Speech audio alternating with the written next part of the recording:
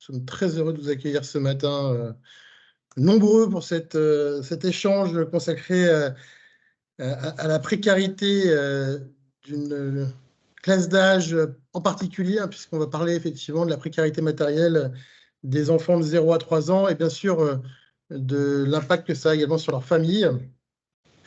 On va passer 1 heure et demie ensemble. Je vous rappelle que l'enregistrement, enfin que la session de ce matin va être enregistrée pour pouvoir être rediffusée et transférée également à des personnes qui ne pourront pas être là ce matin et qui nous ont formulé la demande de pouvoir avoir un compte rendu des échanges. On va démarrer par un état des lieux qui sera réalisé à 2 voix, d'une part par le docteur Rémi Laporte, qui est pédiatre, qui est surtout en charge des sujets enfants-environnement et qui s'exprimera ce matin au nom de la Société française de pédiatrie. Alors, je vois que le docteur Laporte n'est pas encore connecté, donc j'espère qu'il va arriver dans les temps. Carole Lardou prendra le relais. Carole Lardou représentant la FASE, la Fédération des acteurs de la solidarité, dont nous avons l'honneur et le plaisir d'être adhérents et qui viendra nous présenter notamment une étude réalisée avec l'UNICEF l'année dernière et portant sur la précarité matérielle infantile. Et donc, qui viendra effectivement apporter un regard complémentaire et différent à celui du docteur Rémi Laporte. Je vous parlerai un petit peu de ce que nous on fait, Agence Vision Nature, de ce qu'on a fait dans le passé, de ce qui nous a amené aussi à renouveler notre action en faveur des 0-3 ans pour cette année 2023 et les suivantes, je l'espère. Nous pourrons ensuite compter sur 2 témoignages de représentantes d'associations, puisque Rada Ouba et Sylvie Surmont, respectivement de l'APAT et de la SPREN, viendront témoigner de ce qu'elles connaissent et vivent dans leur quotidien respectif en matière de précarité infantile et de lutte contre cette précarité matérielle des très jeunes enfants. Et puis enfin, Nelly Boisard de la Boîte Rose viendra nous témoigner de l'engagement, de la manière de s'engager sur ce sujet quand on est une entreprise et la manière de s'engager aux côtés d'ADN. Je sais qu'un certain nombre d'entre vous ont des contraintes horaires, et notamment notre premier intervenant, le docteur Rémi Laporte. Bienvenue, docteur. Je vous propose sans plus tarder de commencer. Et je crois, docteur Laporte, que vous avez une contrainte à 9h. Et donc, ce que je vous propose, c'est de répondre directement aux questions, s'il y en a, des participantes et participants à l'issue de votre intervention. Et puis, les autres questions, les autres sujets pourront faire l'objet de questions et de réponses à l'issue de l'intervention de l'ensemble des participants. Donc, vous pouvez poser vos questions directement au docteur Laporte à l'issue de son intervention. Et pour les autres intervenantes et intervenants, on attendra la fin de l'ensemble des présentations vers 9h45. Sans plus attendre, docteur, je vous passe la parole, si vous m'entendez. Très bien, bonjour à tous, vous m'entendez? Parfaitement. Bonjour. Bonjour. Alors, je ne sais pas si c'est vous qui contrôlez le diaporama? Alors, je suis accompagné de Jérémy Fouettin, vous avez vu que c'est lui qui le... Voilà, donc soit vous le diffusez, soit on le projette comme vous préférez. Allez-y, s'il est directement... voilà. C'est bon, on l'a. Vous l'avez sous les yeux, puis vous nous dites quand on déroule. Bonjour à tous. Alors, c'est vrai que je vous connais mal, hein, donc n'hésitez pas à me dire quand il y a des choses qui sont soit trop évidentes pour vous, soit trop obscures. Tout d'abord, merci pour cette invitation. Donc, j'interviens au titre du groupe de pédiatrie générale, sociale et environnementale, qui est un des groupes de spécialité de la Société française de pédiatrie. Et je participe aussi à la coordination nationale des permanences d'accès aux soins, qui sont des dispositifs d'accès aux soins pour les publics les plus précaires et les plus éloignés du système de santé. Par rapport à cette présentation, je n'ai pas de lien particulier à déclarer.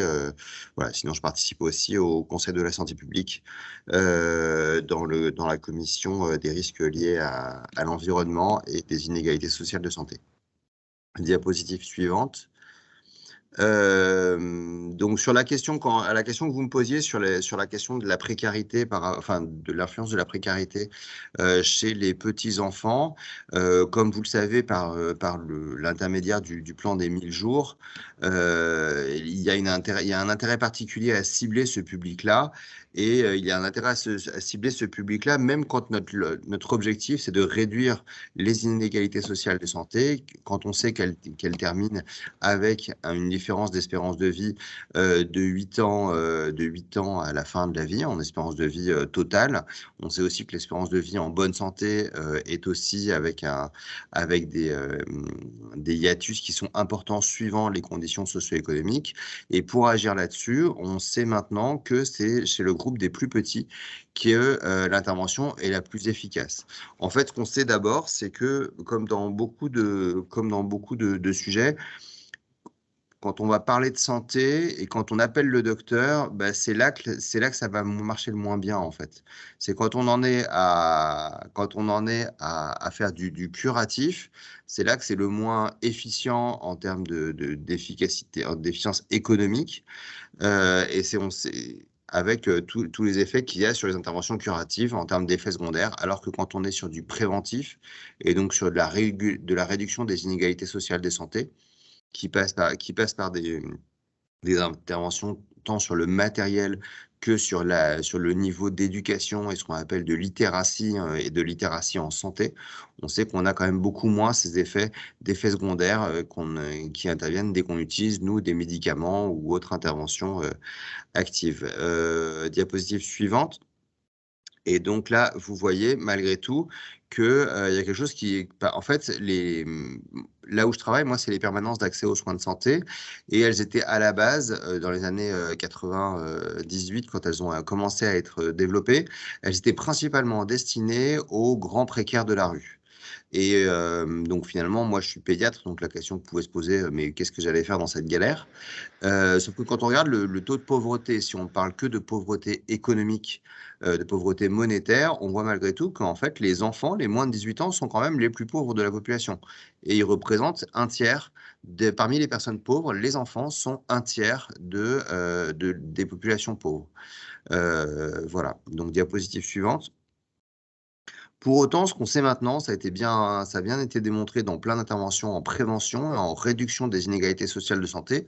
On sait que les interventions chez les 0,5 ans sont celles qui ont le meilleur retour sur investissement et, avec une rentabilité qui est forte parce qu'elle est quand même c'est en dollars que ça a été estimé, mais de 7 dollars de retour sur investissement par rapport à 1 dollar dépensé. Donc, je pense qu'il y a quand même peu d'investissements qui sont aussi efficaces. Et comme je vous disais tout à l'heure, les interventions pour améliorer l'état de santé sont souvent des interventions qui ne ciblent pas la santé, mais qui ciblent plutôt d'abord les besoins primaires. On y reviendra tout à l'heure. Et en particulier, l'intervention chez les tout-petits a un intérêt, c'est d'améliorer les compétences parentales et d'intervenir très précocement chez l'enfant, donc d'avoir un bénéfice sur toute la vie de l'enfant et de briser le cycle de la pauvreté, et en particulier la transmission transgénérationnelle de la pauvreté. Donc là, c'est là qu'il y a une pertinence particulière à intervenir auprès de ce public-là. Diapositive suivante. Alors pour intervenir, quand vous m'avez sollicité, j'ai réfléchi à de quoi j'allais vous parler. Il y a une très belle étude qui a été faite en 2013 en Île-de-France. C'était il y a bientôt 10 ans, hein, mais en fait, le temps d'analyser toutes ces données, ils sont encore en train de sortir des résultats. Et ils ont étudié, pas n'importe quel enfant, des enfants de familles qui sont en hébergement d'urgence. Des enfants de familles qui ont eu souvent un passage à la rue, un passage sans domicile, et des familles qui sont donc dans des conditions d'hébergement d'urgence, dans différents types d'hébergement d'urgence. Ça va de l'hôtel au ce qu'on appelle le CHRS pour ceux qui connaissent, ou des types d'hébergements pour demandeurs d'asile, qui sont quand même des hébergements précaires, mais vraiment dans le sens d'une temporalité réduite de la précarité. La précarité, c'est surtout la notion de la perte des sécurités et la perte de la sécurité d'avoir un hébergement pendant longtemps. Donc, il y a un échantillon de familles qui était représentatif en Île-de-France de l'ensemble des familles qui étaient en hébergement d'urgence. Qu'est-ce qu'on voyait? On voyait donc 800 familles on voyait qu'elles étaient représentatives d'à peu près 10 000 familles. Et donc, il y avait en Île-de-France à peu près 17 000, 18 000 enfants hébergés en Île-de-France en 2013 quand ils ont fait l'enquête. On a fait d'autres enquêtes récemment qui montrent que c'est à peu près stable, à peu près pareil. Il y a une petite augmentation, mais c'est quand même assez transposable, avec toujours sur la France entière environ 40 000 familles, 40 000 enfants, non pas du tout, 40 000 familles sans domicile ou en hébergement d'urgence. Qu'est-ce qu'on voit? On voit que quasiment à la moitié sont monoparentales féminines, 94% sous le seuil de pauvreté monétaire. Idem avec beaucoup de familles originaires de l'étranger. Pour faire cette enquête, ils ont utilisé 17 langues, ils ont fait de l'interprétariat avec 17 langues différentes utilisées.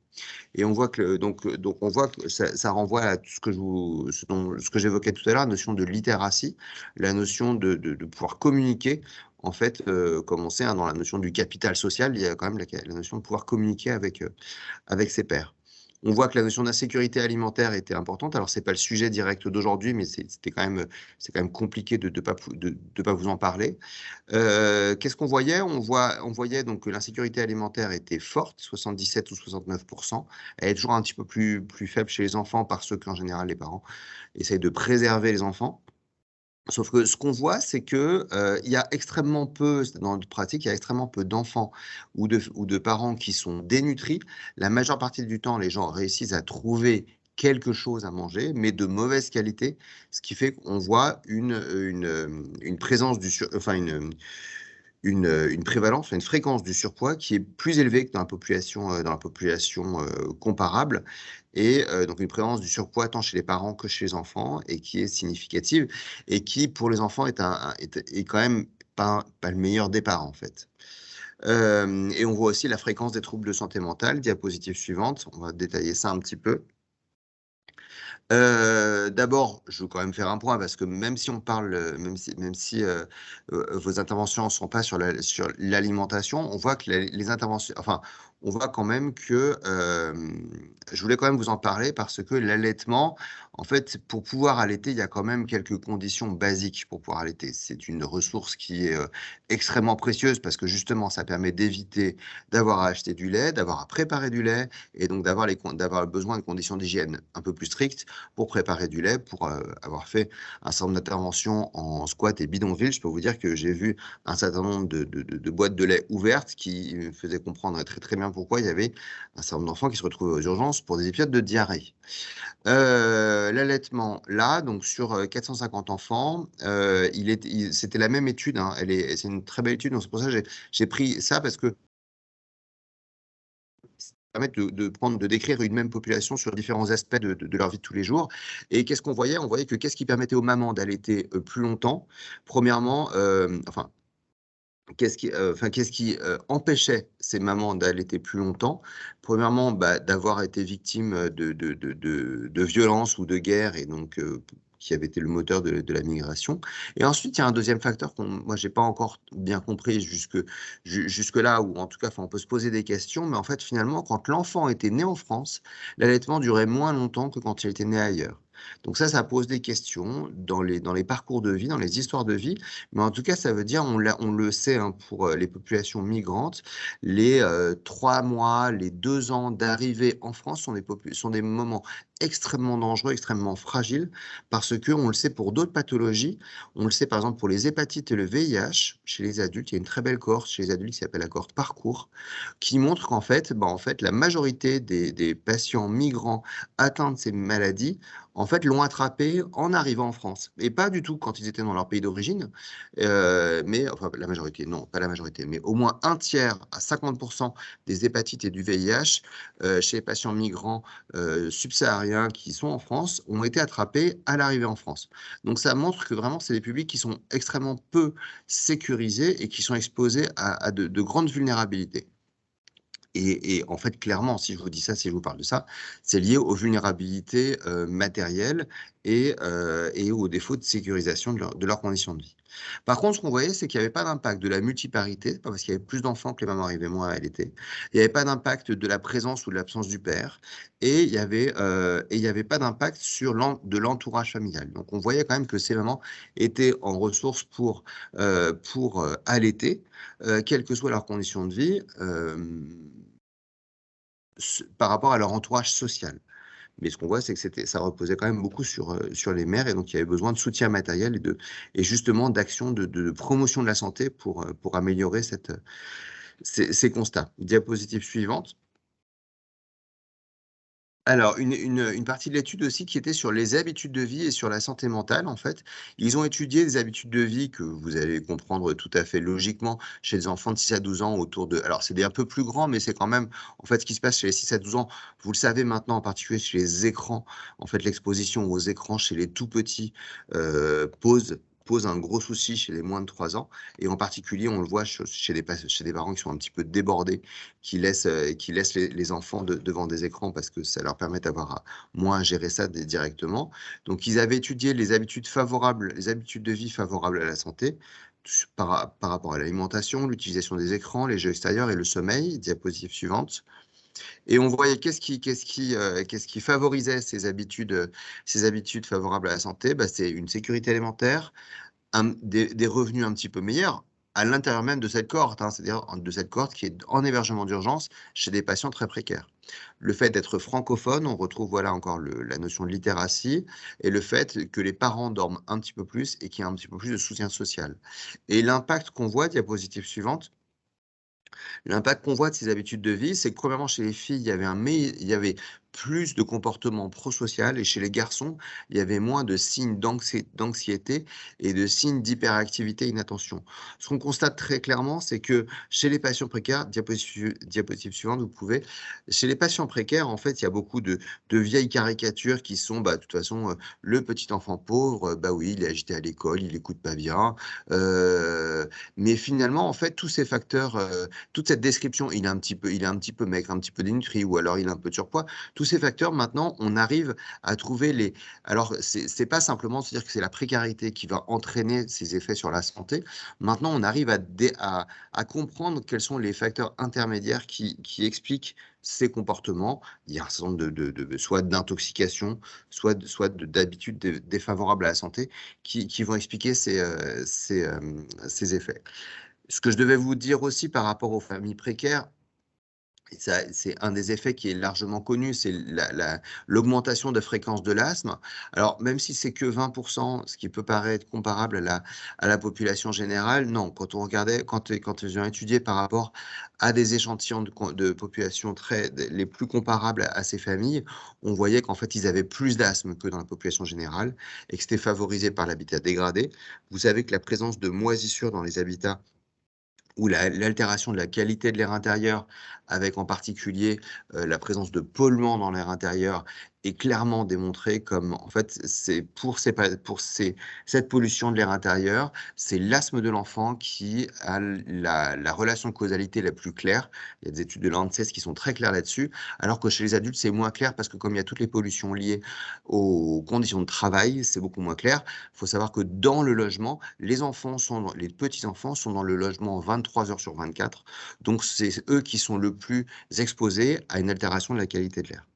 On voyait qu'après, il y avait, donc ils recouraient beaucoup aux services de santé. Qu'est-ce qui était encore un obstacle aux soins? On voyait encore que l'habitat dégradé, mais alors ça, je pense que c'était plus en lien avec l'habitat dégradé qui est dans un quartier dégradé, qui est loin des systèmes de santé, etc., avec des mauvaises conditions de transport, etc., qui va défavoriser l'accès aux soins. Diapositive suivante. Alors, il y a une étude en Europe qui existe sur les enfants roms, les enfants comme enfants précaires. Alors, pour vous dire, j'ai mis entre guillemets parce que maintenant, pour vous dire, la mission bidonville de Marseille, justement, s'est renommée il y a quelques années pour ne plus avoir cette connotation. Auparavant, c'était la mission Rome, et maintenant, ça a été en fait en bidonville à Marseille. Aujourd'hui, il n'y a pas du tout que des enfants roms, il y a des enfants de plein de pays différents qui vivent en bidonville. Et donc, en fait, c'est pas une origine d'origine ethnique qui va favoriser ces pathologies, mais c'est bien les conditions de vie. Et donc, ils ont fait ce qu'on appelle un cas témoin. Donc, ils ont comparé des enfants, d'ailleurs, c'est pas du tout un cas témoin, c'est une erreur. Ils ont fait une comparaison exposée-non exposée. Donc, des enfants roms et des enfants non roms qui étaient hospitalisés dans un service. C'était en Serbie que ça se faisait. Et qu'est-ce qu'ils voyaient? Ils voyaient que les enfants, donc en bidonville, avaient beaucoup plus, c'est clair, hein, 10% versus 0%, de pathologies parasitaires, bactériennes, fongiques, etc. Donc liées à des défauts d'hygiène. Et on voyait que, en fait, clairement, il y avait beaucoup d'érythème fessier, donc beaucoup d'hospitalisations liées à des diarrhées, des enfants qui se déshydrataient. Quand il y a une diarrhée, il y a une irritation du siège. Et clairement, chez les enfants roms avec un défaut d'hygiène, il y avait beaucoup plus de surinfection par des mycoses.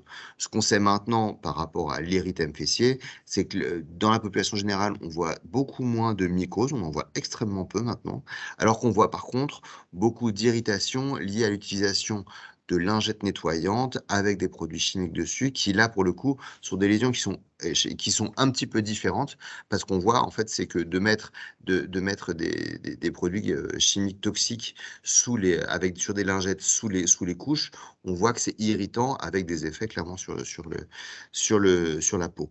Donc ça a un petit peu changé, mais alors qu'on voit que chez les enfants en bidonville, c'était vraiment clairement des infections liées à un défaut d'hygiène. Donc on voit c'est une présentation différente.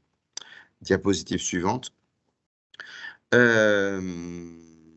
Alors ça, c'est une diapositive que j'ai reprise d'une autre présentation. Les infections cutanées des enfants extrêmement précaires, il y en a plein. C'est hyper connu, ils ont plein de boutons, ils y grattent, ils ont des boutons. Il y a la gale, les punaises de lit, les teignes, etc.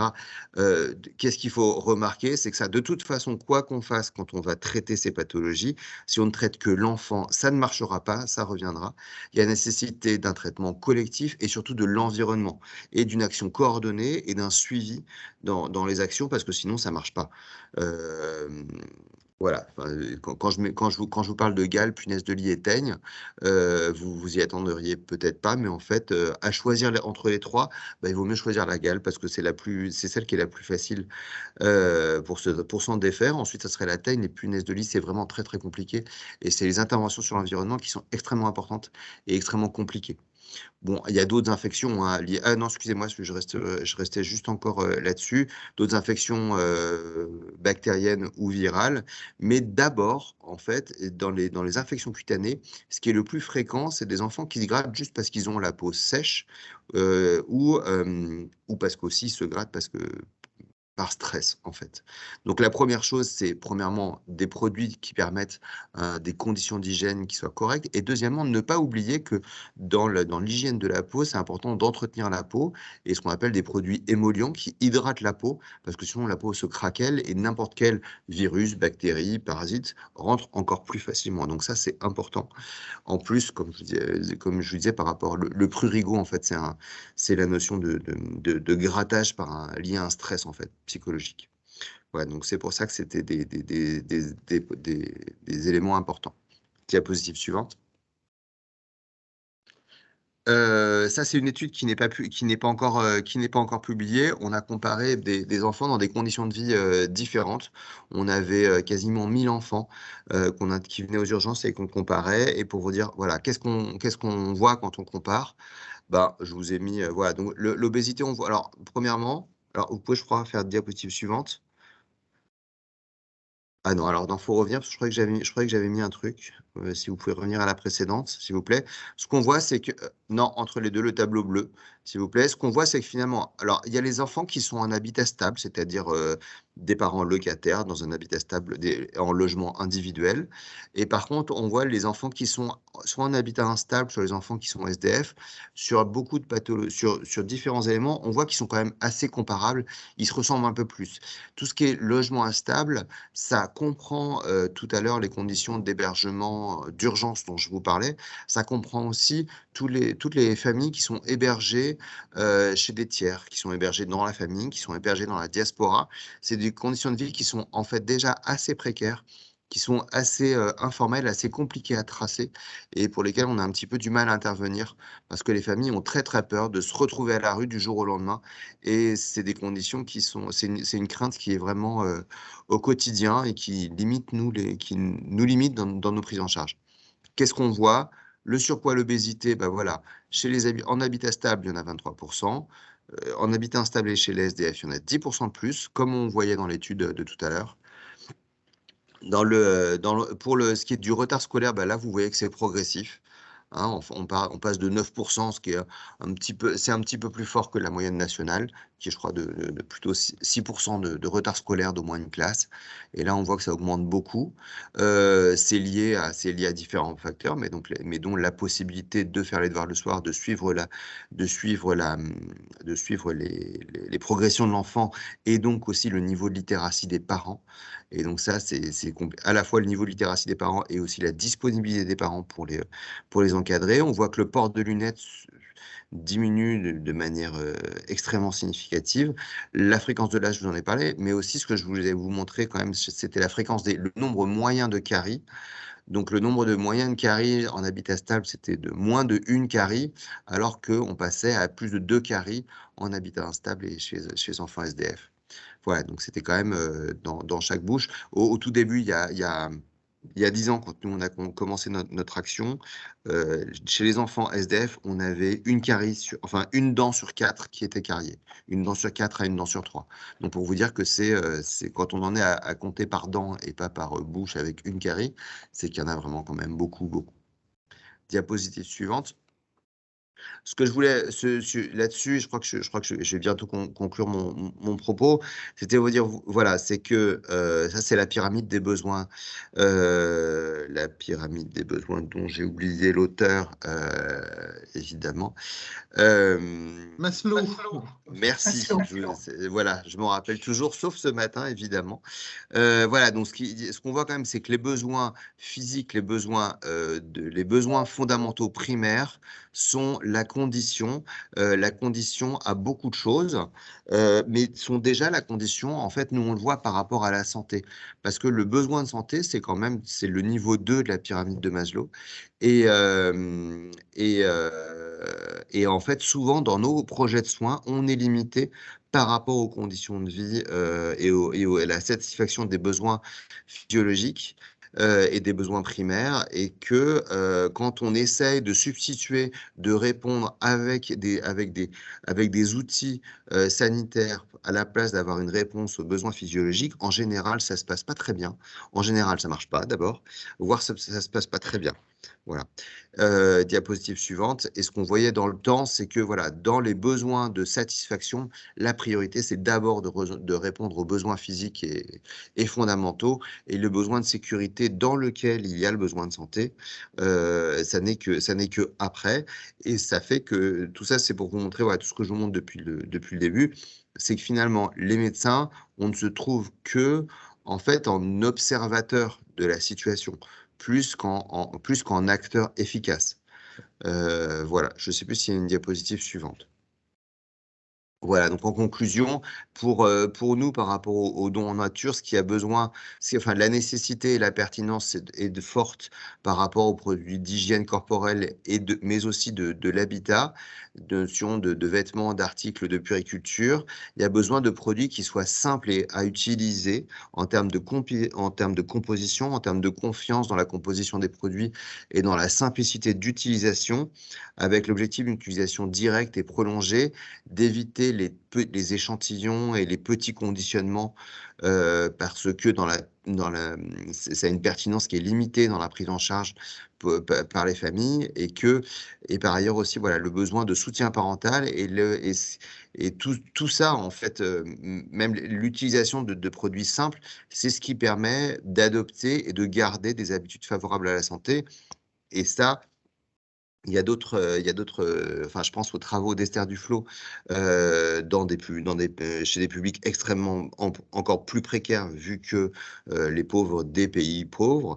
Elle a montré que voilà, la notion de don et d'incitation à l'utilisation initiale de différents produits, elle l'a montré pour des moustiquaires, pour d'autres choses. Après, ça permet aux familles de trouver la pertinence et après de reprendre l'utilisation une fois qu'elle a adopté des habitudes favorables à la santé, de pouvoir s'en saisir dans ses objectifs d'habitude et ses manières de fonctionner. Je crois que je ne dois plus avoir de diapo, je crois. Non, en effet. Merci, voilà. Merci infiniment, docteur, hein, c'est extrêmement intéressant. J'ai encore quelques minutes si vous voulez. Merci. Voilà, donc effectivement, je pense que vous avez bien souligné, par rapport notamment à nos propos de ce matin, l'importance de disposer de ces produits essentiels, ces produits d'hygiène, ces produits de puriculture au sens large du terme, et d'en disposer aussi dans le temps, c'est-à-dire pas uniquement à des moments donnés, hein, mais vraiment d'en disposer de manière régulière et permanente pour les publics accompagnés qui n'ont pas forcément accès à ces produits. Et puis, en effet, je pense que ça a bien souligné aussi l'importance d'agir sur cette tranche d'âge, sur cette partie de la population, parce qu'effectivement, ne pas partir avec les mêmes chances dans la vie, c'est hypothéquer beaucoup de choses pour la suite. Donc, ça conforte, hein, je pense, hein, les intentions et les actions, hein, d'un certain nombre de gens autour de cette visio ce matin. Effectivement, si vous avez 2 minutes, est-ce qu'on a des questions qui pourraient être posées par les personnes qui assistent ce matin à ces échanges? N'hésitez pas. Non, pas de questions? Alors, moi, j'avais une question pour Docteur Laporte. Dans un slide, donc je suis Nelly Boisard de la Boîte Rose. Dans un slide, vous énoncez un ROI qui donne un rapport de 1 euro pour 7 euros. Comment ça a été calculé et comment on sait qu'en effet, la société, finalement, en investissant de manière assez précoce sur ces questions, en investissant sur la petite enfance, du coup, on fait des économies d'échelle pour la société, pour l'avenir de ces enfants, mais aussi pour un mieux vivre tous ensemble. J'avais entendu un chiffre qui était plus important que ça. Si la société faisait l'effort d'investir 1 euro, je crois que pour la société, c'était 100 euros d'économie pour le collectif à l'âge adulte. Il y a pas mal. Alors, en fait, j'ai repris dans cette slide. Je crois que je mets. Je crois que c'était une notice qui était faite pour le gouvernement anglais. Il y a différentes, suivant les actions qu'on prend, les retours sur investissement sont différents clairement. Et ça, c'était une diapo générale. Enfin, c'était une reprise très très générale. J'ai plus la source. Clairement, j'ai plus la source en tête. Effectivement, on trouve des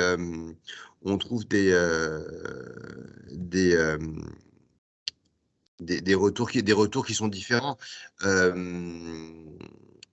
Non, clairement, je l'ai pas. Le retour de 100 euros pour 1 euro dépensé, je pense que 7, c'est vraiment, je vais pas dire un minimum, mais c'est au moins une moyenne sur différentes actions effectivement, moi, ça me choque pas un retour entre 7 et 25, et ça me choque pas du tout. Suivant les actions, on est sur des intervalles assez importants.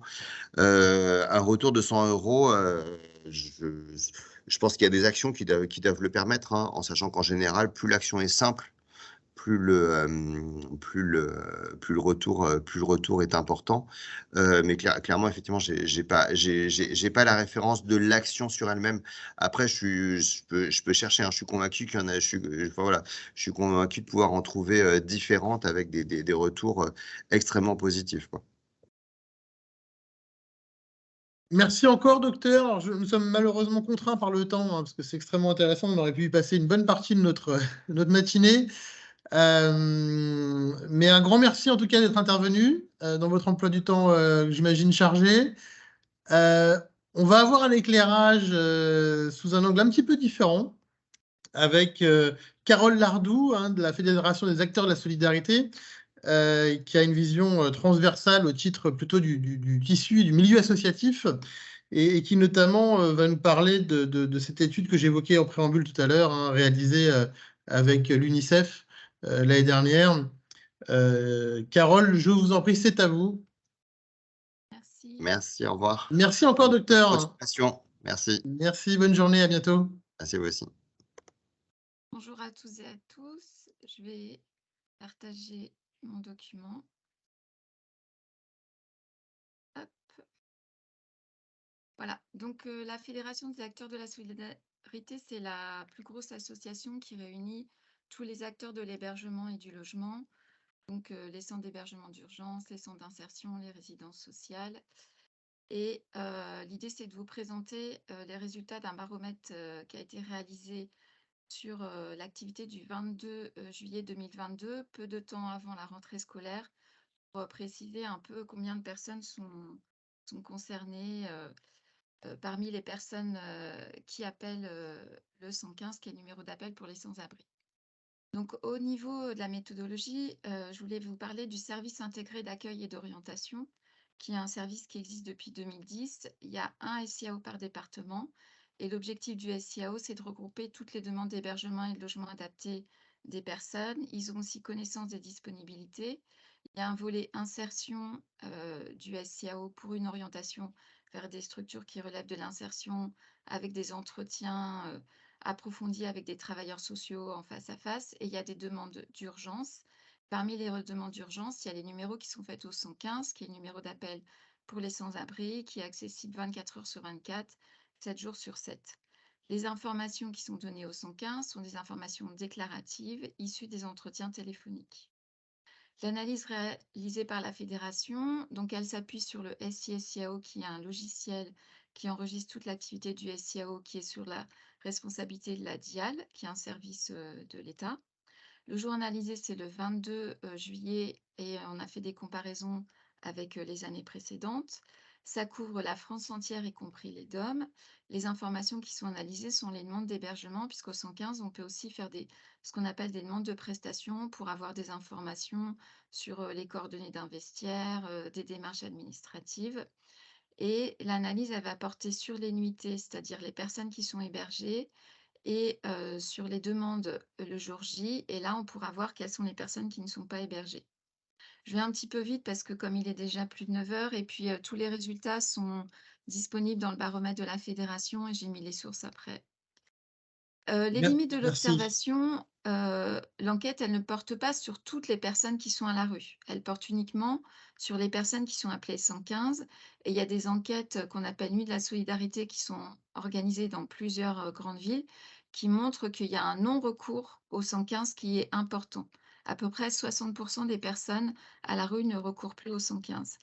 Et ça concerne uniquement les personnes pour lesquelles l'appel a été décroché, puisque vous avez sans doute entendu parler, surtout en période hivernale, qu'il y a une saturation des lignes et que tout le monde n'arrive pas à appeler le 115. Donc voilà, il y a des limites à cette enquête. Et aussi, le nombre de nuitées, il est sous-estimé. Parce que il y a les sources que du 115 et on sait qu'il y a des nuitées hôtelières à Paris qui ne sont pas enregistrées à cause d'un problème d'interconnexion entre deux logiciels et il y a des hébergements d'urgence qui sont saisis dans la partie insertion. Mais comme on fait l'analyse depuis plusieurs années, on sait que les chiffres sont cohérents dans le temps. Alors, les statistiques sur les personnes hébergées, le 22 juillet, France entière, toute typologie concernée, il y a 102 756 personnes qui sont hébergées.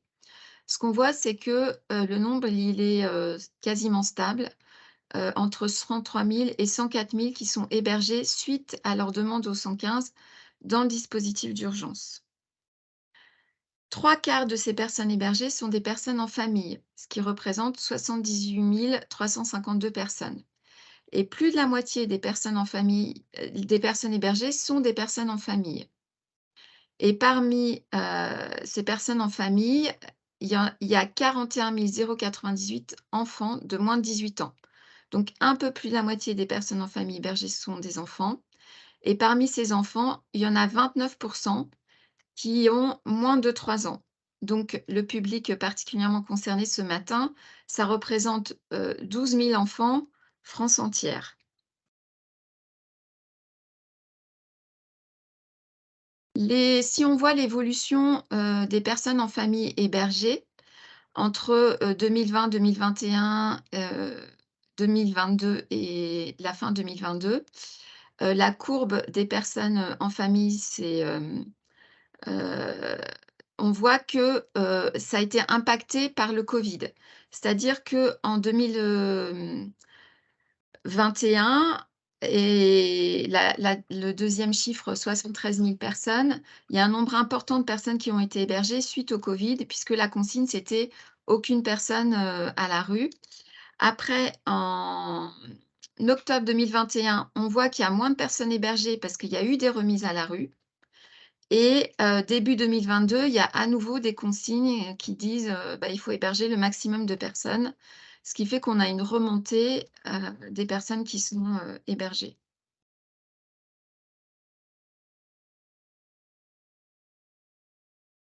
Ensuite, les lieux d'attribution de ces personnes. Donc l'hôtel est la principale réponse apportée à toutes les personnes de manière générale et il concerne 3/4 des personnes en famille. Et les personnes en famille, elles sont essentiellement hébergées à l'hôtel, donc 86%.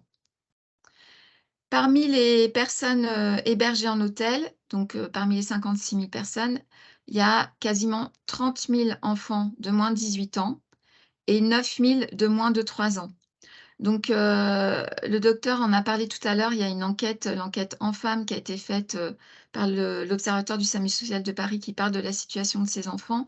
Mais on voit bien que l'hébergement des enfants à l'hôtel pose des problèmes par rapport à la possibilité de faire à manger, l'intimité, les soins qui peuvent être proposés aux enfants, la mise à disposition de matériel. Donc, ce ne sont pas du tout des conditions acceptables d'hébergement qui sont proposées à ces enfants. Si on regarde les personnes qui n'ont pas été hébergées, donc le 22 août, il y a 6 000 personnes qui n'ont pas été hébergées et parmi ces personnes, il y en a 83% dont la raison est l'absence de place disponible ou compatible avec la composition du ménage. Donc, c'est-à-dire que le 115 ne peut pas proposer de solution à ces personnes parce qu'il n'y a pas de place.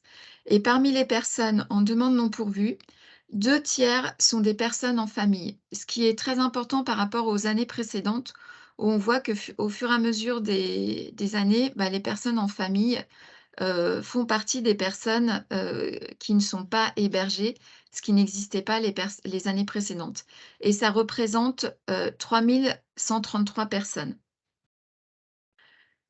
À titre de comparaison, donc le 31 janvier 2022, il n'y en avait que la moitié. Donc on voit que la proportion, elle augmente. Et si on voit la courbe d'évolution, comme ce que je vous disais tout à l'heure, quand les consignes du Covid, c'était de dire on héberge tout le monde, la courbe diminue, par exemple, au début du mois de janvier où il y avait 1 774 personnes et au mois d'août, il y en a 3 000. Et parmi les personnes seules, donc les courbes rouges et vertes, on voit que c'est un peu plus stable, mais l'évolution de la prise en charge des personnes en famille, elle évolue quand même de manière très importante. Et on voit au tout début de la courbe à gauche qu'en septembre 2020, donc il y a plus de 2 ans, il y avait 2 900 personnes et qu'au mois d'août 2022, il y a 3 000 personnes. Donc la situation, elle s'est détériorée encore par rapport à 2020 parce qu'il y a de plus en plus de personnes en famille qui sollicitent le 115 et il n'est pas possible d'apporter une réponse à tout le monde. Les personnes en famille, ce sont essentiellement des couples avec enfants, la moitié. 1/3, ce sont des femmes seules avec des enfants, donc c'est important aussi les familles monoparentales. Parmi les 3 000 personnes en demande non pourvue, il y a 1 658 enfants de moins de 18 ans, soit la moitié. Donc vraiment, les enfants constituent une part importante des personnes en famille et des personnes en famille qui ne sont pas hébergées. Et parmi ces personnes qui ne sont pas hébergées, il y a 368 enfants de moins de 3 ans. Le principal, motif, de la demande au 115, c'est le fait de dormir à la rue. Et le lieu où les personnes en famille ont dormi la veille de la demande, c'est la rue. Donc 3/4 ont déclaré avoir dormi la veille de leur demande. Parce qu'on entend dans les chiffres et tout ça, on dit: «Oui, les personnes qui appellent le 115 ne sont pas forcément des personnes qui dorment à la rue». Si cette enquête montre que 3/4 des personnes en famille qui ont appelé 115, qui n'ont pas eu de réponse, ont effectivement dormi à la rue la veille. Et parmi, donc les 2 000 personnes qui ont dormi à la rue la veille, il y avait 1 200 enfants et 252 de moins de 3 ans. Dans le nombre de personnes, en demande non pourvue, il est différent selon les départements. Il y a 15 départements, pour lesquels il y a eu plus de 70 personnes en famille en demande non pourvue. Et on voit que, bah, les départements les plus importants, c'est Paris avec 733 personnes en famille, le Nord avec, 200 personnes, la Seine-Saint-Denis, plus de 200 personnes, le Bas-Rhin, plus de 200 personnes. Donc les territoires, où, c'est tendu, voilà. Et dans ces territoires, il y a peu d'évolution, c'est-à-dire que la demande est constante tout au long de l'année et la pression, est constante aussi tout au long de l'année puisqu'il y a des personnes en famille qui se retrouvent à la rue, de manière, continue. Suite à ce baromètre, il y a eu un communiqué de presse, donc je ne sais pas, peut-être que vous avez vu, dans les médias, cette infographie. On disait qu'il y avait 1 600 personnes, enfants, qui n'avaient pas été hébergés et parmi eux, il y avait 368, enfants.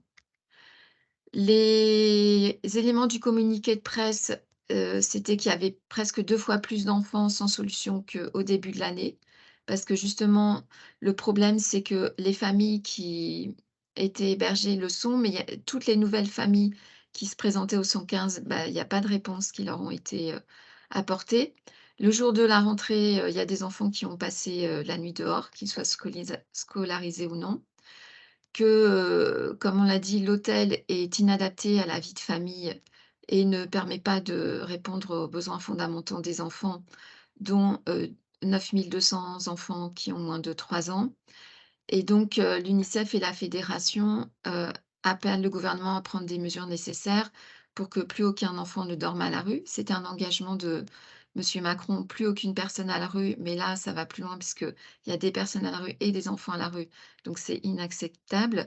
Qu'ils soient mis en sécurité et hébergés dans des conditions conformes, comme on le disait. Et il y a une pression encore qui est très forte, faute de places disponibles. Donc ça, c'était les chiffres de août 2022. Suite à ça, il y a des cellules de crise qui ont été mises en place par le gouvernement, où il y a des réunions régulières entre les préfets et les associations, très régulièrement. Et la situation, ne s'est pas vraiment améliorée puisque à l'heure où je vous parle, donc le 20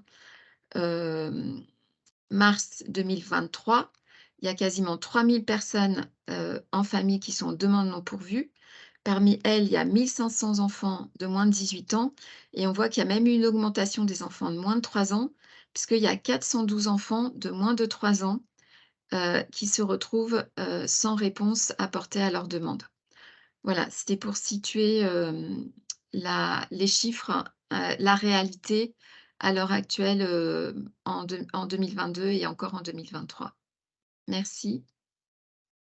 Merci beaucoup, Carole. C'était malheureusement, j'ai envie de dire, extrêmement instructif, hein, parce que ça permet de bien cerner une partie du phénomène de la précarité matérielle, hein, qui touche ce segment de la population de 0 à 3 ans. Et malheureusement, l'enquête est assez édifiante de tout point de vue. Comme vous l'avez souligné, on est un petit peu en retard, donc je vais sans tarder prendre le relais. Et puis, celles et ceux qui le souhaiteront pourront poser à Carole Lardou les questions qui les intéressent, qui les interpellent à l'issue des présentations. Alors, pour s'inscrire dans la continuité de ce qui vient d'être présenté, hein, effectivement, l'Agence de la Nature, bon, je vais être assez bref parce que la plupart d'entre vous nous connaissent bien. Nous, on a un fonctionnement assez simple. On collecte des produits non alimentaires de nécessité dite courante et on les redistribue à des associations partenaires qui elles-mêmes vont ensuite les distribuer à des personnes accompagnées. Sur l'ensemble du territoire métropolitain et dans quasi tous les départements, hein, puisqu'on couvre 88 départements de France métropolitaine. On collecte et redistribue un peu plus de 10 millions d'unités de vente consommateurs par an. Donc, on a plutôt un modèle de volume et on estime que 1 350 000 personnes à peu près ont l'année dernière bénéficié d'un produit collecté et redistribué par ADN.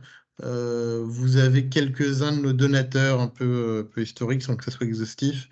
Et puis, on a aujourd'hui un peu plus de 1600 associations partenaires avec des profils, des types d'associations qui sont très divers et très variés. Pour basculer tout de suite sur le sujet qui nous intéresse ce matin, c'est-à-dire la petite enfance, nous, on va effectivement toucher ces publics et leurs familles par divers biais, puisque on a plusieurs familles d'associations qui vont être amenées à accueillir, à accompagner ces publics.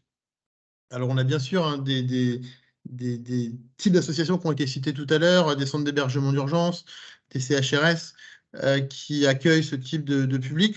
On a aussi dans notre réseau pas mal d'associations spécialisées, notamment des MEX, hein, des maisons d'enfants à caractère social.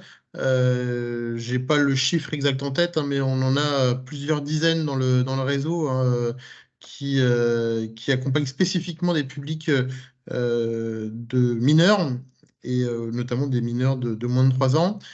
Et puis, on va retrouver aussi des familles avec des enfants de moins de 3 ans qui, elles, vont parfois être en logement, hein, contrairement au phénomène que décrivait Carole tout à l'heure, qui sont parfois en logement, mais qui sont aussi touchés par des formes de précarité matérielle. Et ces publics, on va les retrouver notamment dans des épiceries sociales et solidaires qui sont des types de structures qui se sont beaucoup développées ces dernières années. Donc, ce public, effectivement, d'enfants de 0 à 3 ans et leurs familles, on les touchait traditionnellement, en fait, chez ADN. Hein. On a 15 ans cette année et c'est toujours un public qu'on a adressé. Alors, on l'a adressé à travers les associations dont je parlais juste avant. On s'adressait aussi à ce public à travers un certain nombre d'opérations spéciales, puisque vous savez que notre calendrier annuel est rythmé par des opérations thématiques, en plus des redistributions courantes. Et on est également amené à nous mobiliser sur des sujets spécifiques. Et donc, on avait traditionnellement, on savait qu'on touchait un certain nombre de familles avec des enfants de 0-3 ans. Néanmoins, jusqu'à 2021, donc jusqu'à 2 ans, on n'avait pas encore constitué d'opérations spécifiquement dédiées à ce type de public. Et en période de Covid, le secrétariat d'État à l'enfance et la Fondation Break Poverty nous ont sollicité pour organiser une opération destinée particulièrement à ce public des 0-3 ans et à leurs familles. Ce qu'on a fait, bien entendu, hein, puisque on savait que c'était un besoin important. Et donc, on a, vous avez les chiffres là, je ne vais pas les commenter, ils sont assez évocateurs, hein, ils parlent d'eux-mêmes. Donc, on a mené une opération assez massive en 2021, une opération qui s'est poursuivie sur le début de l'année 2022, de collecte et de redistribution de produits de puriculture au sens large, et notamment d'un très grand nombre de couches, puisqu'on sait que c'est des produits qui manquent cruellement et régulièrement à nos associations partenaires. Et donc, on a mené cette opération et ça a été l'occasion pour nous, surtout, de nous pencher un peu plus finement pour évaluer les besoins, puisque à peu près 600 associations partenaires ont travaillé avec nous sur cette opération destinée aux 0-3 ans. Et donc, on les a consultées, on a échangé avec elles, on les a sondées, notamment grâce à notre réseau de bénévoles, pour évaluer leurs besoins, parce que c'est vrai qu'on n'avait pas jusqu'à présent mené d'actions spécifiques en la matière. Et en fait, ce qu'on a objectivé, ce qu'on a rassemblé comme éléments, allait bien au-delà finalement de ce qu'on imaginait. C'est-à-dire qu'on a estimé, nous, à travers ce panel de 600 associations, hein, donc qui est quand même assez représentatif du tissu associatif de manière générale en France métropolitaine, que c'était presque 100 000 enfants de 0 à 3 ans qui, à un moment ou à un autre, manquaient de produits de puériculture de nécessité courante. Donc, bien sûr, on a évoqué ce type de produits, hein, notamment le docteur Laporte en début d'intervention. Hein. Donc, c'est des produits, évidemment, des couches, c'est des produits lavants, c'est ces crèmes hydratantes dont parlait aussi le docteur Laporte, qui sont importants pour préserver l'enfant de certains types d'infections. Ces besoins, encore une fois, on les avait probablement non pas sous-estimés, mais on les méconnaissait vraisemblablement. Et c'est l'un des principaux enseignements finalement de cette opération. C'est en effet le fait que ces produits, les besoins, les attentes concernant ces produits étaient plus importantes finalement qu'on l'imaginait. Et notamment, alors bien sûr, un besoin immédiat, lié à l'hygiène immédiate de l'enfant, hein, c'est ce qu'évoquait le docteur Laporte tout à l'heure. Donc, une nécessité de répondre à des besoins immédiats liés à l'hygiène et à la santé en général de l'enfant. Et puis également un besoin moins direct, mais pas moins important, qui consiste finalement à subvenir à ces besoins pour permettre aussi aux familles de consacrer, pour celles qui en ont, leurs revenus ou leurs ressources, à d'autres sujets nécessaires, tout aussi nécessaires à l'épanouissement de l'enfant, à son intégration dans la société en général et à terme dans le monde du travail. Effectivement, distribuer ces produits pour les populations les moins précaires, entre guillemets, c'est aussi leur permettre effectivement d'investir sur l'éducation, d'investir sur d'autres pans qui sinon manqueraient pour permettre à leur enfant d'avoir une vie entre guillemets normale, en tout cas de s'insérer normalement dans la société et de s'y épanouir. Et donc, sur cette base-là, on s'est dit qu'il est extrêmement important d'agir, non pas sporadiquement, mais dans la durée auprès de cette population de 0 à 3 ans. Et c'est pour cette raison qu'on relance finalement une nouvelle campagne d'envergure, qu'on conçoit non pas comme une action, encore une fois, sporadique et momentanée, mais bien comme effectivement une action désormais au long cours, qui s'inscrira dans l'agenda, dans le calendrier de l'Agence de la Nature, au même titre que nos opérations plus traditionnelles.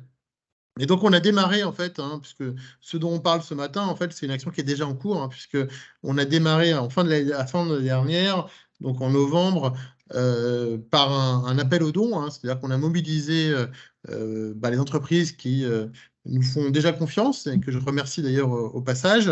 Et puis, on en a mobilisé d'autres aussi qui ne nous connaissaient pas ou qui nous connaissaient, mais avec lesquels on n'avait pas encore travaillé. Pour réunir effectivement un maximum de ces produits de puériculture que j'évoquais juste avant. Et donc cet appel aux dons, cette collecte, elle est en cours, hein, puisque là, on a indiqué un calendrier théorique hein, de novembre à mars, mais en fait, désormais, l'idée, c'est effectivement de collecter plus massivement ces produits. Et donc, la redistribution hein, de cette première phase de collecte va démarrer la semaine prochaine, puisque la semaine prochaine, c'est la semaine du don en nature, qui est une semaine un petit peu particulière chaque année pour nous. Et on a décidé cette année, pour marquer le coup, de la consacrer effectivement à la lutte contre la précarité matérielle des enfants de 0 à 3 ans. Et donc, les premiers chiffres hein, de cette première phase, alors je suis désolé, il y a des gyrophares devant le siège d'ADN, c'est un peu bruyant. Les premiers chiffres les chiffres de cette première phase de l'opération sont assez encourageants, hein, puisque on a 15 entreprises partenaires qui nous ont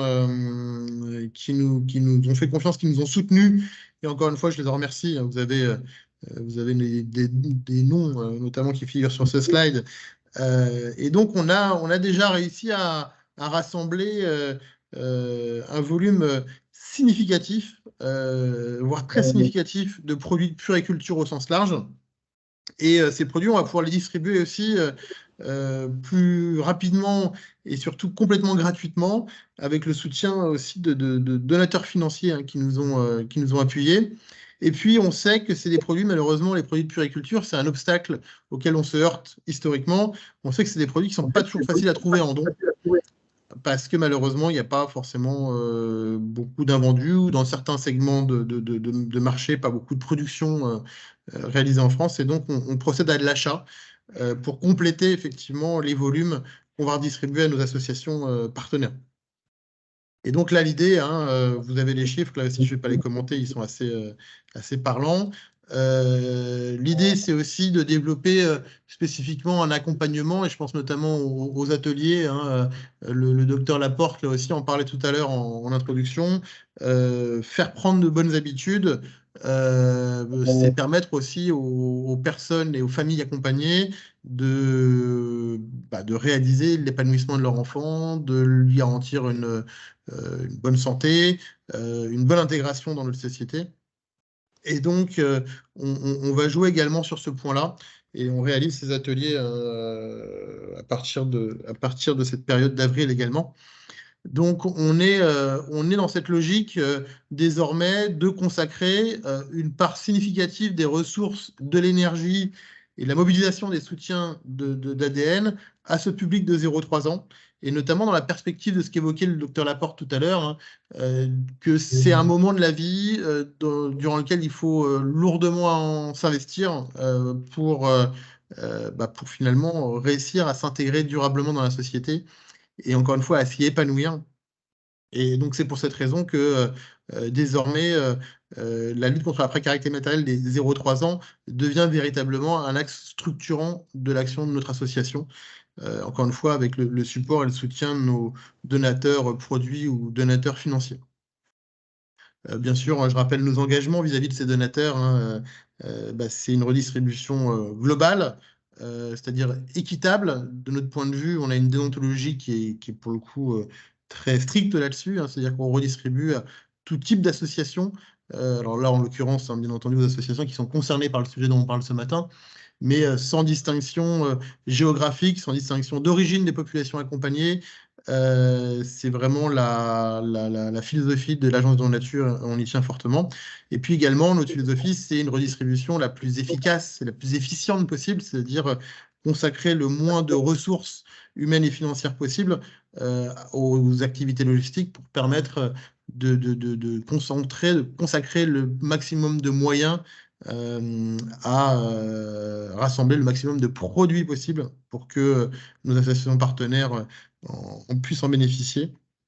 Et puis, effectivement, on a également une capacité à créer des partenariats dans la durée avec nos donateurs, produits ou financiers, pour justement également valoriser et encourager leurs propres actions auprès de leurs parties prenantes. J'insisterai pour conclure sur 2 points. On est dans une logique, bien entendu, de volume, hein, puisque je parlais de 100 000 enfants de 0 à 3 ans qui vont manquer à un moment ou à un autre durant cette première phase de leur vie de certains produits essentiels pour leur santé et pour leur intégration dans la société. Donc, une logique de volume et une logique aussi de pérenniser notre action. Et ça, c'est peut-être l'un des éléments les plus importants aussi de cette action, c'est que on entend aussi permettre à nos associations partenaires et au public accompagné de bénéficier de ces produits dans la durée. Puisque on l'a vu, et le docteur Laporte, encore une fois, le soulignait également en introduction, c'est l'un des enjeux pour lutter contre la précarité matérielle des tout-petits que d'avoir cette action dans la durée. Je ne serai pas plus long, je suis désolé, on a un petit peu dérivé dans le temps. Et je vais passer la parole finalement à celles et ceux qui agissent au quotidien hein, contre cette précarité matérielle des 0-3 ans. Et je crois qu'on commence par l'association APAT et Radaouba, que je remercie chaleureusement d'être avec nous ce matin. C'est moi qui vous remercie. Hein, Bonjour à toutes et à tous. Donc voilà, je m'appelle Radaouba et je suis directrice d'une structure petite enfance à Paris 12e. C'est un jardin d'enfants qui s'appelle l'école Gulliver et qui accueille 39 enfants de 2 à 6 ans. En fait, le jardin d'enfants est géré par une association qui s'appelle APAT. C'est l'association pour l'accueil de tous les enfants et qui gère 6 établissements à Paris. C'est des établissements, il y a des crèches, des multi-accueils et des jardins d'enfants. Et les enfants qui sont accueillis ont entre 1 et 6 ans. Il faut savoir que la spécificité de ces structures de la PAT, c'est de réserver une place sur 3 pour les enfants handicapés, les enfants ayant une maladie chronique ou invalidante et surtout pour les enfants qui sont en situation de précarité. Et cela se passe depuis 1992, c'est-à-dire la date de la création de la première structure de la PAT.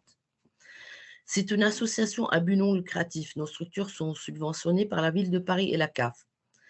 La contribution des familles est calculée en fonction de leurs revenus. En fait, c'est la moitié d'effort des autres structures petite enfance parce que depuis le début, c'est-à-dire depuis 1992, la PAT a réussi à négocier les prix avec la CNAF.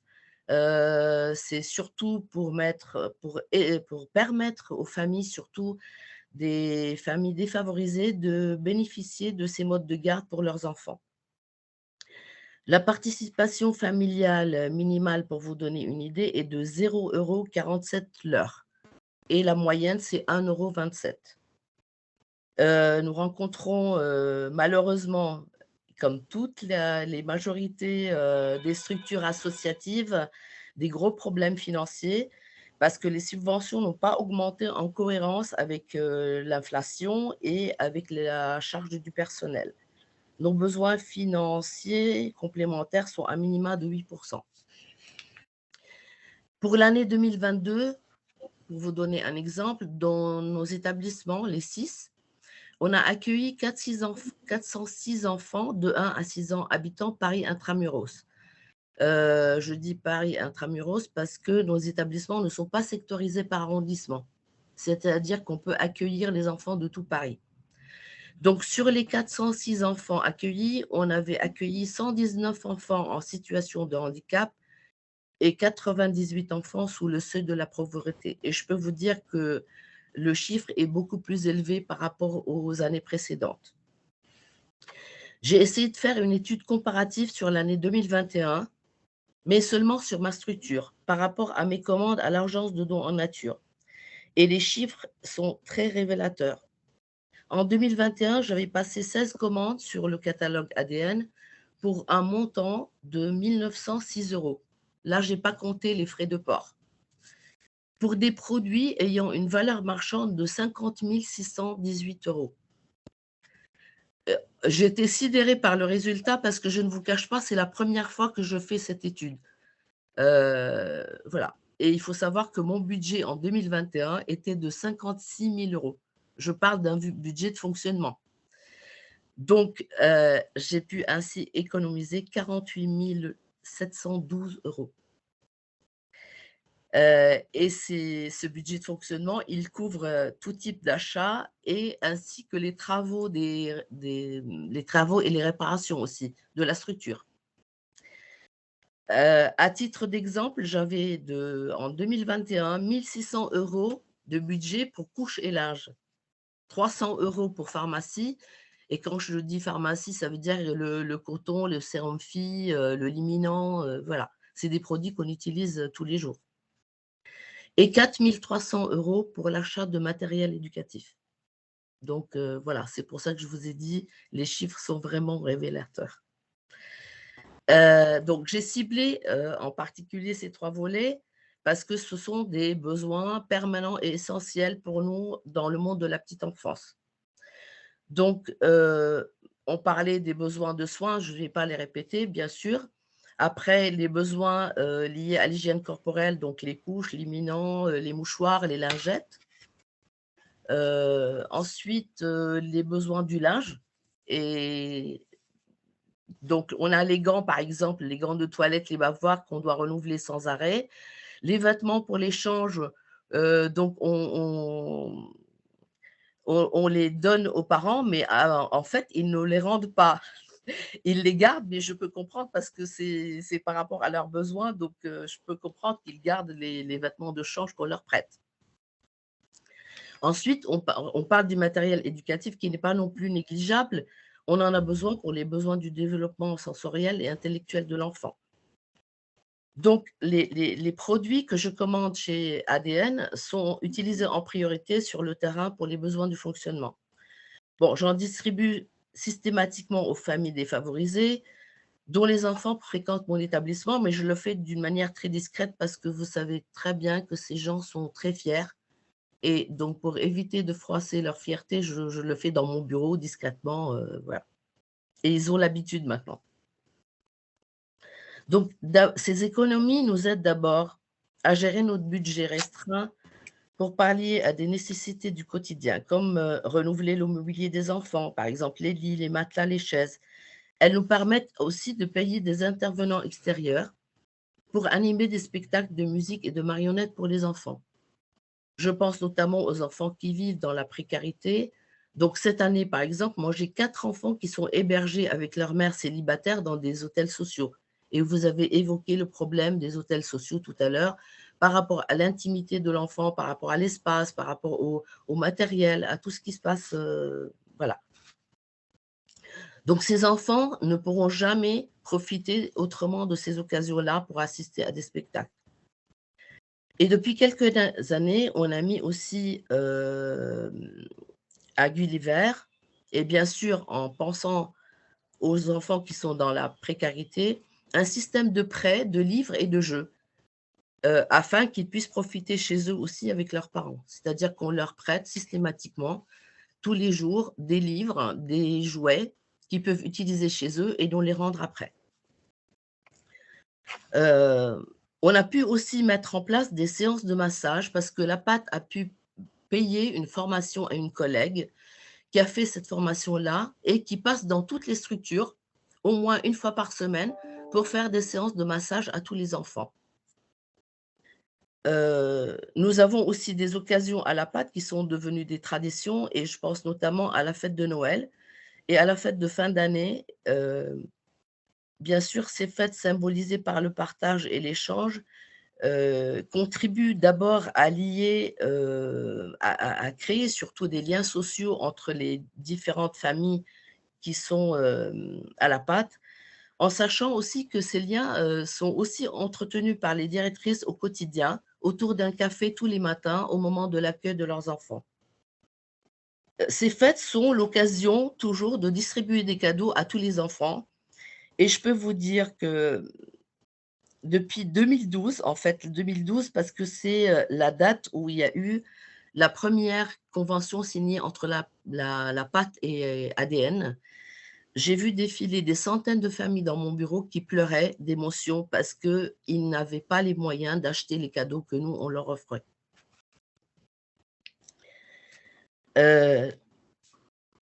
Donc, par rapport à tout ça, je voudrais vraiment,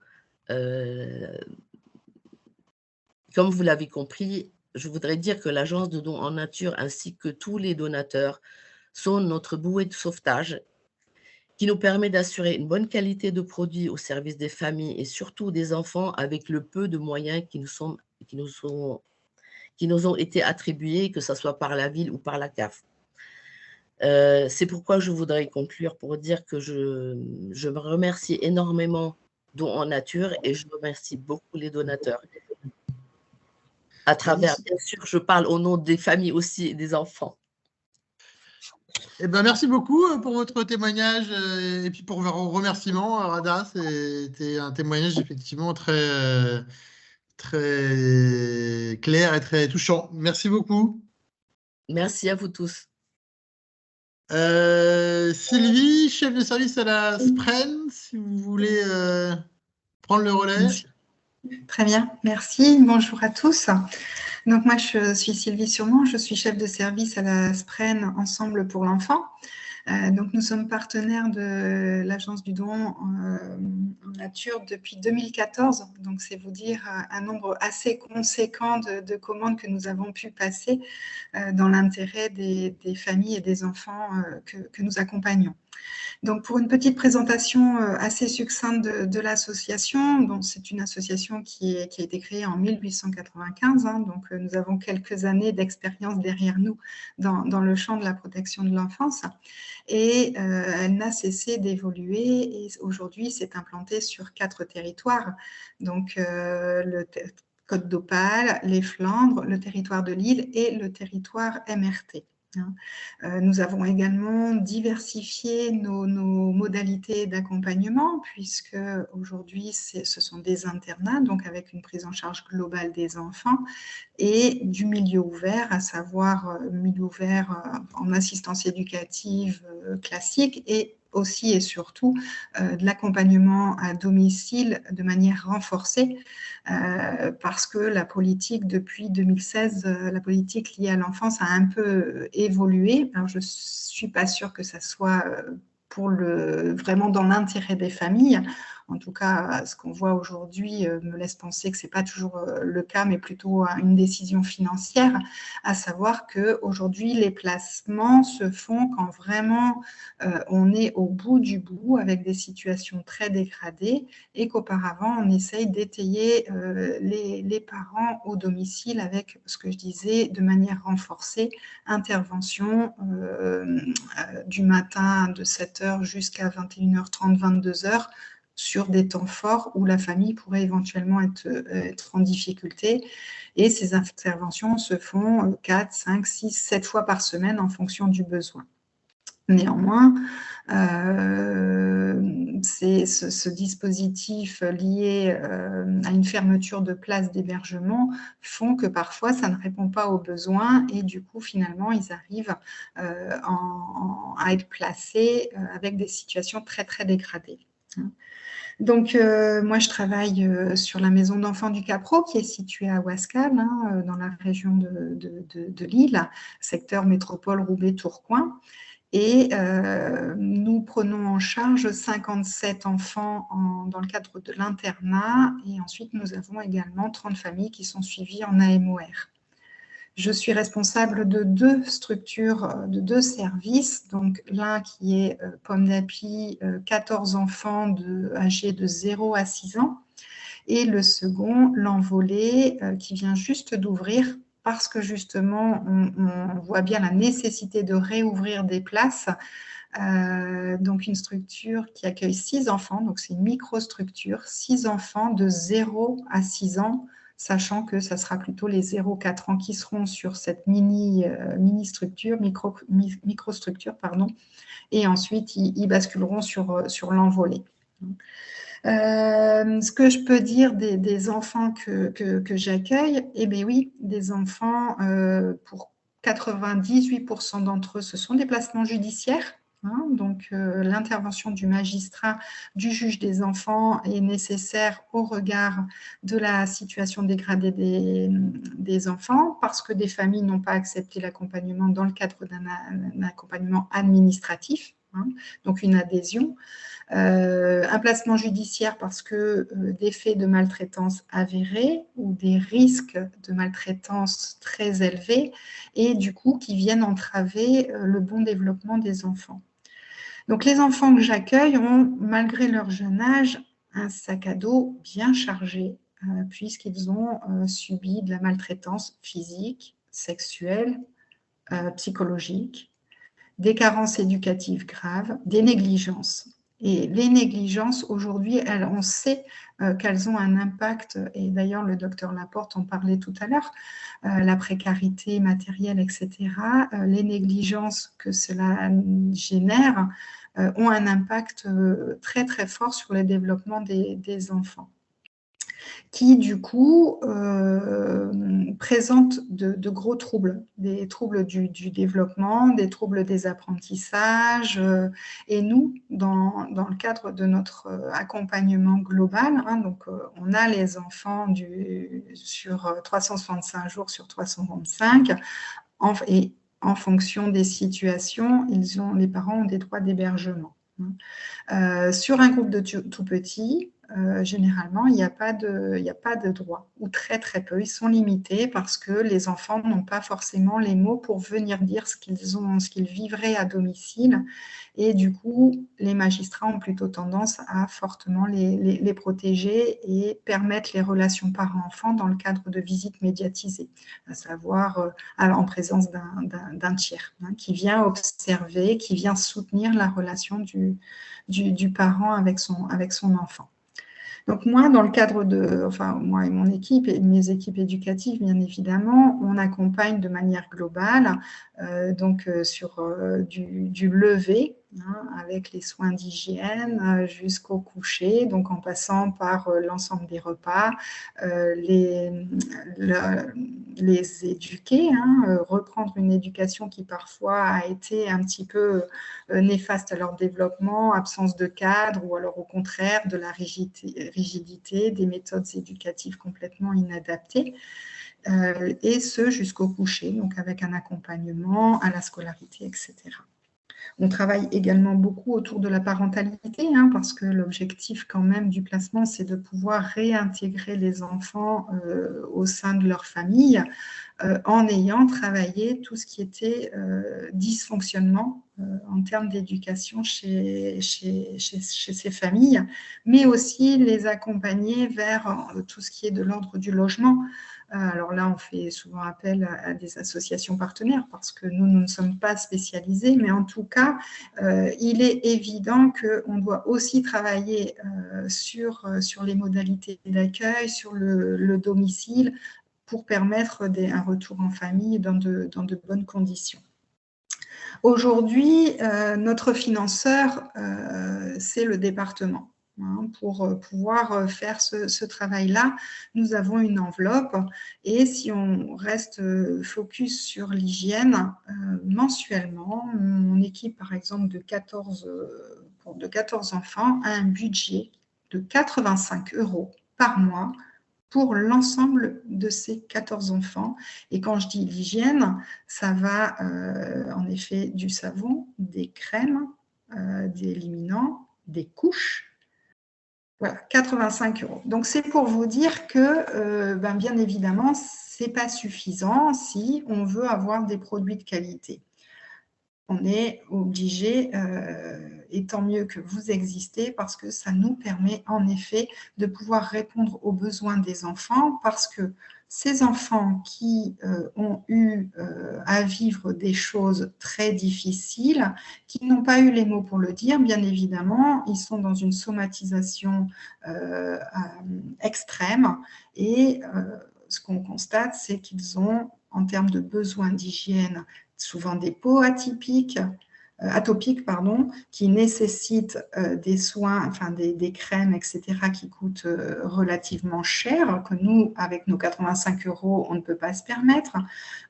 Souvent, même si, alors là, je parle aussi de mes 0-6 ans, 6-7 ans, là, parce qu'on est souvent dans des retards de développement, et du coup, parfois, et même très souvent, sur les 0-6 ans, j'ai un stock de couches qui est assez phénoménal parce qu'on a de l'énurésie, on a de l'encoprésie, on a donc ces peaux atopiques qui nécessitent. Et forcément, avec le budget qui est alloué par le département, on ne pourrait pas se permettre d'acheter des produits de qualité. Or, on constate chaque jour ce besoin de ces produits. On a aussi des enfants qui n'ont pas eu les habitudes alimentaires, une diversification alimentaire, et j'ai beaucoup d'enfants qui arrivent, alors là sur les 0-6, bien évidemment on a des biberons, etc., mais j'ai aussi des enfants qui nous arrivent à 3 ans et qui n'ont pas forcément eu la diversification alimentaire qui aurait dû se mettre en œuvre tout au long de leur toute petite enfance, et qui arrivent avec encore des besoins d'un tout bébé, avec du lait, etc.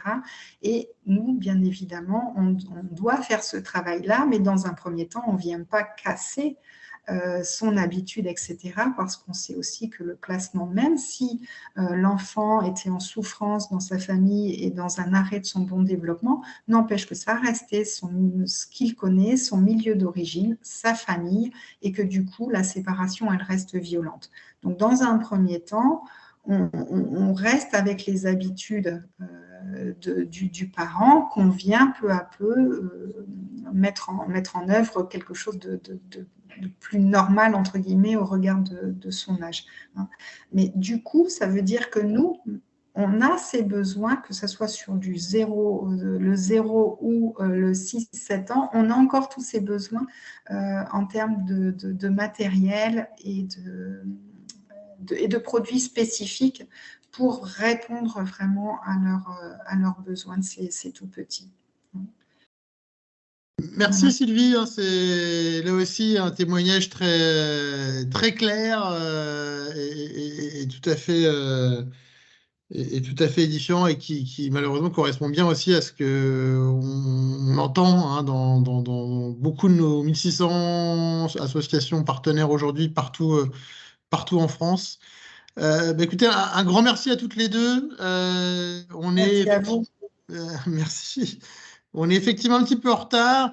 Je propose à Nelly de prendre le relais pour alors là avoir un éclairage complètement différent à celui effectivement d'une entreprise qui s'engage à nos côtés. Alors quand je dis qui s'engage à nos côtés, en fait qui s'engage à la fois à nos côtés et puis aux côtés de l'ensemble de nos associations partenaires.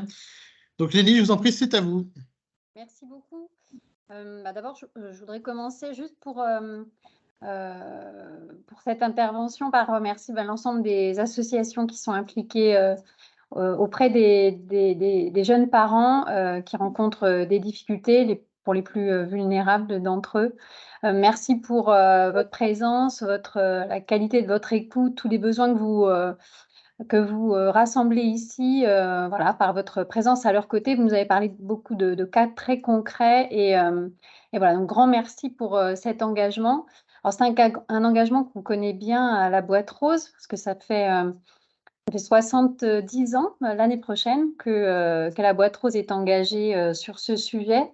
On a construit tout un programme d'accompagnement de l'arrivée de l'enfant, un programme gratuit, un programme pédagogique qui soutient la promotion de la santé avec des experts, des associations qui ont travaillé avec nous pour construire tout le tissu pédagogique de ce programme et qui nous permet d'être présents dans tout le parcours naissance, du tout début de la grossesse et jusqu'aux 2 ans de l'enfant, avec des outils et des ressources qui sont offerts aux professionnels de santé pour être donnés aux futures et jeunes mamans à différentes étapes de l'arrivée de l'enfant. Donc, on a aussi beaucoup construit, évidemment, autour du digital aujourd'hui, puisque les futures et les jeunes mamans sont très présentes en ligne. Et donc, on a aussi construit un programme d'accompagnement qui leur permet d'avoir des ressources pédagogiques et de l'aide matérielle dès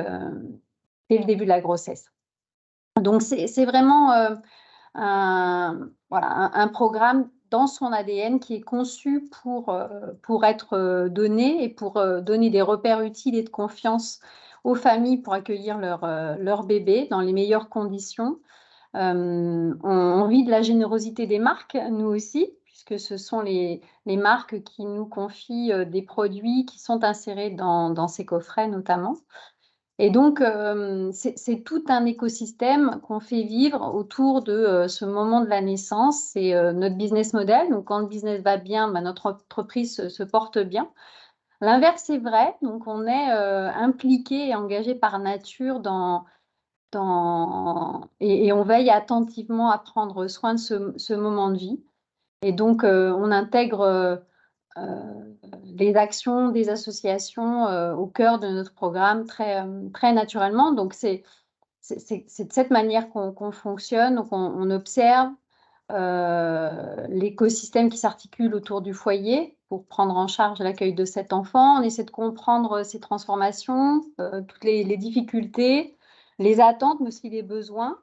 Et ensuite, on voit comment notre entreprise peut se mobiliser. Et donc, c'est là où on fédère, on met autour de la table toutes les parties prenantes pour ensemble imaginer des solutions, challenger ces solutions et puis offrir des ressources pour accompagner et rassurer les jeunes parents. Donc, c'est encore plus important aujourd'hui parce qu'on voit que le monde de la naissance est en grande difficulté pour plein de raisons, hein. L'inflation, d'abord, c'est 16% encore cette année, avec des produits de première nécessité qui vont exploser. Les couches sont annoncées avec une augmentation de 30%. C'est aussi plus dur, plus industriel, parce que les matières premières ont augmenté, le transport aussi. Donc, tout ça, forcément, a un impact sur la valeur des produits que l'on trouve, donc ce qui va rendre aussi plus difficile le don, parce que quand les produits augmentent, en effet, les industriels ont aussi plus de difficultés à donner. Le monde de la santé aussi qui est en difficulté. Moi, je suis tous les jours en maternité, donc je me rends bien compte que les professionnels de santé ont aussi plus de difficultés à être présents. Il y a de moins en moins de sages-femmes. Il y a une difficulté à organiser, du coup, un monde de la santé qui fonctionne bien. Et donc, voilà, il faut en effet essayer de voir à chacun à son niveau comment on peut contribuer et rendre du coup ce moment de vie si précieux, si unique, plus facile à vivre pour les jeunes familles. Le nombre de naissances, du reste, baisse en France. On bat des records de baisse de naissances. Donc, on voit bien en effet que voilà, il se passe en effet beaucoup de facteurs du coup qui vont sensibiliser les jeunes foyers. Donc, permettre à chaque foyer d'accueillir la vie dans les meilleures conditions nous semble aujourd'hui être le plus grand défi, mais aussi le plus grand challenge. Conformément à notre engagement en tant qu'entreprise à mission et à la loi PAC, on est convaincu que c'est parce que les entreprises vont se mobiliser que les choses vont pouvoir évoluer en France. Donc, la première étape, c'est pour chaque entreprise de se poser la question et de savoir comment elle peut agir pour la petite enfance et puis de trouver le moyen de le faire dans son organisation. C'est comme ça qu'on a fait, nous, pour l'opération Break Poverty, donc sur l'opération la petite enfance. En fait, la Boîte Rose distribuait chaque mois gratuitement des coffrets partout en France, dans les maternités et en fonction du nombre de naissances prévues dans la maternité. Donc, comme ça fluctue sensiblement, on récupérait précédemment chaque mois des coffrets qui n'étaient pas distribués. Ces coffrets étaient détruits. Aujourd'hui, du coup, ces coffrets ne sont plus détruits, ils sont récupérés par nos équipes. Ils sont livrés à un atelier protégé qui assure du coup un tri sélectif de l'ensemble des produits. Et ensuite, on prépare du coup des cartons de couches, de gel lavant qui sont confiés à l'Agence du don en nature pour être redistribués. On relaie aussi beaucoup auprès de nos partenaires, donc les industriels, les annonceurs qui travaillent dans le milieu de la petite enfance, les besoins de l'Agence du don en nature. On met l'Agence du don en nature en rapport avec ces acteurs. On construit du coup beaucoup d'outils d'aide à la promotion de la santé, sur la santé environnementale, sur des guides pédagogiques qui sont offerts aux parents gratuitement. On a vu dans les témoignages qu'on a entendus ce matin l'importance du soutien parental et de toutes ces actions aussi de sensibilisation des parents sur tous ces sujets. Donc, c'est ce qu'on essaie de faire. Donc, et du coup, en discutant avec Jérémy, on s'est dit, bah, tiens, on peut peut-être faire encore plus cette année. Et donc, voilà, moi, j'ai un inventaire publicitaire qui n'est pas vendu, par exemple, dans ces guides chaque année. Et donc, on va en profiter pour mettre à disposition tous ces espaces de communication grand public pour l'Agence du don en nature, pour faire connaître, en fait, tous ces besoins, les chiffres. Donc, c'est d'autres manières aussi d'agir. On peut offrir des espaces en bouclage, on peut offrir du produit, on peut aussi proposer des produits à prix coûtant, quand en effet pour les entreprises ça devient plus difficile de donner tout court. Ils peuvent en tout cas essayer de les vendre à l'Agence du don en nature à prix coûtant, ce qui permet quand même d'agir.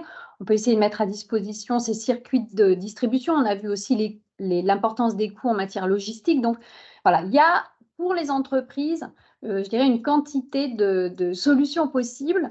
Il faut en effet juste observer son circuit, imaginer comment je peux organiser les choses différemment pour donner ce que je peux comme je peux. Et je pense qu'en effet, chacun tient une partie de la solution. Parce que s'engager en faveur de la petite enfance, c'est vraiment s'engager dans l'histoire de la vie. Donc, c'est la nôtre. Et donc, ça vaut vraiment la peine de se demander, moi, en tant qu'entreprise, ou moi, dans mon entreprise, et si je pouvais y faire quelque chose? Qu'est-ce que, du coup, je pourrais faire différemment? C'est vraiment comme ça que nous, on prend le sujet à la Boîte Rose. Alors, j'ai juste envie de conclure avec la légende du colibri de Pierre Rabhi qui dit: un jour, dit la légende, il y eut un immense incendie de forêt. Tous les animaux terrifiés, atterrés, observaient impuissants le désastre. Seul le petit colibri s'activait, allant chercher quelques gouttes avec son bec pour les jeter sur le feu. Je fais ma part, répétait-il aux autres animaux incrédules. Donc, j'ai envie de dire ça aux entreprises. Je fais ma part et vous. Voilà. Merci. Merci beaucoup, Nelly. Écoutez, c'est une belle conclusion, parce qu'effectivement, je pense que vous l'avez toutes et tous noté à travers les témoignages d'intervention de ce matin. on parle effectivement de lutter contre la précarité matérielle à un moment extrêmement critique de la vie, puisque c'est son début, et que effectivement, ne pas avoir à sa disposition un certain nombre de produits, bah, c'est hypothéquer lourdement ses chances d'avoir une vie ensuite, entre guillemets, normale, en tout cas d'avoir une vie heureuse et épanouie dans une société telle que la nôtre en ce début du XXIe siècle. J'insisterai d'ailleurs pour conclure moi aussi sur un point, c'est que on a parlé bien entendu beaucoup des produits d'hygiène, mais je crois que c'est Sylvie qui évoquait aussi la nécessité d'aller au-delà, c'est-à-dire on parle évidemment, hein, Radal disait également, hein, des vêtements, bien sûr, vêtements, linge, lange, mais on parle aussi par exemple des jeux, des jouets, et c'est vrai que ça a été dit, hein, c'est important. On parlait des besoins, et le docteur Rémi Laporte l'évoquait en début d'intervention. On parlait des besoins primaires, entre guillemets, des besoins de sécurité, des besoins de santé, mais on parle évidemment aussi des besoins de construction psychologique de l'enfant, de son besoin d'épanouissement, son besoin effectivement à établir bah, des relations sociales et à se construire par le jeu, par le jouet notamment. Et je pense notamment à nos partenaires de la FJP qui sont présents ce matin à la Fédération Jouets Puriculture. Donc, on a effectivement un panel assez vaste, hein, de produits dont ces enfants et leurs familles ont besoin. On peut compter, heureusement, et je les en remercie encore une fois, sur un certain nombre de partenaires, donateurs, qui prennent leur part, hein, comme le disait Nelly.